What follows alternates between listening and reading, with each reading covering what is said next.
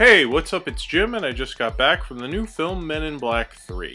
Men in Black 3 brings everybody back together again. Director Barry Sonnenfeld, Tommy Lee Jones, and Will Smith. And Tommy Lee Jones and Will Smith are partners as usual when Tommy Lee Jones is erased from history because Boris the animal, who escaped from his moon prison that Tommy Lee Jones's character, arrested him back in 1969, and he has gone back to 1969 and killed Kay, and so Will Smith needs to go back in time to stop Kay from being killed and also stop Boris, because Kay set up this shield to keep the aliens out in 1969, and Boris, of course, goes back and destroys that, and then 2012 there's an alien invasion in New York because of that. Now, why wouldn't he have done an alien invasion sooner? But maybe it took him a while to bring back his dying species or whatever. When I saw the first Men in Black and Will Smith, this was really kind of his first film post-Independence Day, which was the film that made him a big star, and he makes Men in Black, and it's kind of his big starring summer blockbuster vehicle. Throughout the 2000s and the 90s, we got tons of Will Smith summer movies, which were always like kind of guaranteed blockbusters if they weren't Wild Wild West. At the beginning, he seemed like a really cool superstar, and Men in Black, the first one at least, really kind of, I think, encapsulates that. And like, he has a bit of a like sarcastic, Clark Gable-y, jokey vibe to him that I think really works. He was quite funny back in the day, and he did a nice little theme song. Now it's 2012 and Men in Black 3 has come out. It's been a while since 2, which was really bad. And I look at this movie, and he's not even doing the song yet. Pitbull do the song, a really awful song. It feels like he's not as into it. He's not as young, and he's too much on autopilot. And I don't want to see Will Smith come back to summer. I mean, apparently he hasn't made a summer movie since Hancock, which is like a sad statistic in itself.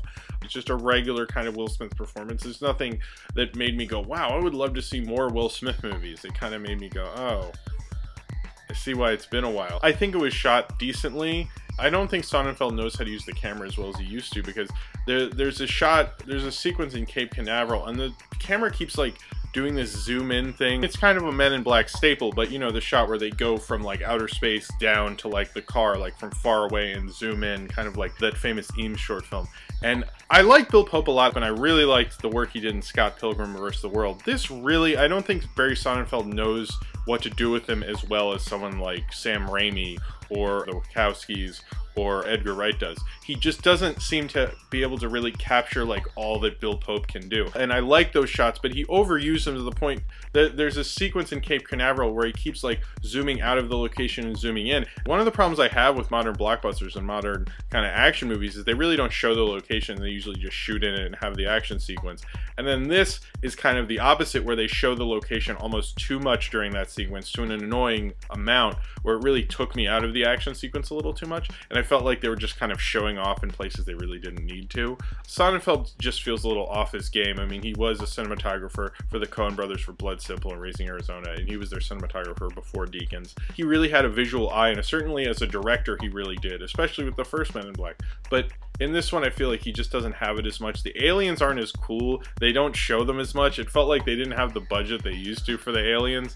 Boris the animal that Jermaine from Flight of the Conchords plays, his post-Flight of the Conchords career has been really disappointing. I mean, I think he's a cool actor, just doesn't feel like anyone knows how to use him. And I thought he was, he was all right, but I felt he was kind of wasted as Boris the animal. I don't know. It was a cool design, but he didn't really get any time to like really have any fun with the character. The best thing about this movie is Josh Brolin. He was so good as Tommy Lee Jones. He's kind of a mixture between, like, because I just reviewed Eyes of Laura Mars for the Rough Cuts, and he's not exactly young Tommy Lee Jones. He's not doing young Tommy Lee Jones, because I think our memory of Tommy Lee Jones right now is old Tommy Lee Jones. I don't think most people really saw Eyes of Laura Mars. Now, what he was doing is he's combining a younger Tommy Lee Jones with this older Tommy Lee Jones curmudgeon and making this really cool character, and like certain elements about it and Josh Brolin, but overall it's kind of a dumb movie. It's kind of stupid for such a ridiculously high budget. They spent tons of money on this movie. It just didn't look it. It wasn't on screen,